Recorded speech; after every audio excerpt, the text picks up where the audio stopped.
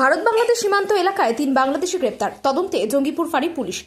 মুর্শিদাবাদ জেলার রঘুনাথগঞ্জ থানার অন্তর্গত বড়শিমুল গ্রাম পঞ্চায়েতের রাজপুত বহরা এলাকায় অভিযান চালিয়ে 3 বাংলাদেশি নাগরিককে গ্রেপ্তার করেছে জঙ্গিপুর ফাঁড়ি পুলিশ। গোপন সূত্রে খবর পেয়ে বিশাল পুলিশ বাহিনী এলাকায় তল্লাশি চালায়। অভিযানে মুজিবুর রহমান, ওমর ফারুক এবং খালেক শেখ নামে 3 জনকে আটক করা হয়। পুলিশ সূত্রে জানা গিয়েছে ধৃত 3 জনেই বাংলাদেশের চাঁপাইনগঞ্জ জেলার বাসিন্দা।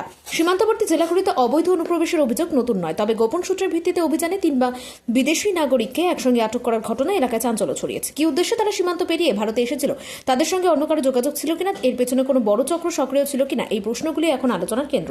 তবে উল্লেখযোগ্য বিষয় হল ধৃতদের বিরুদ্ধে আনা অভিযোগ এখনও তদন্তাধীন। আদালতে পেশের পর এবং তদন্তের অগ্রগতির ভিত্তিতেই পরবর্তী আইনি পদক্ষেপ নির্ধারিত হয়। তদন্তে শেষ না হওয়া পর্যন্ত তাদের বিরুদ্ধে ওঠা অভিযোগ প্রমাণিত গণ্য বলে অভিযোগ।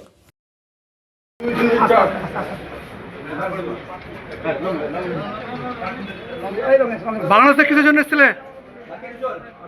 কিসের জন্য এসেছিলে? হ্যাঁ, গরু পার করতেছিলেন বাংলাদেশ থেকে? এর আগে কতদিন করেছেন? এর আগে করিনি স্যার। কত টাকা করে পান গরু পিছু? 10,000 টাকা দিয়ে দেয় পান আর গরু এক একটা গরুতে না জোড়াই? জোড়া। চলো চলো চলো ওটা কোথায় বাড়ি, কোথায় আপনার? চাপাই নম্বর বাংলাদেশ। নাম কি? কিসের জন্য এসেছিলে বাংলাদেশ থেকে? কিসের জন্য এসেছিলে?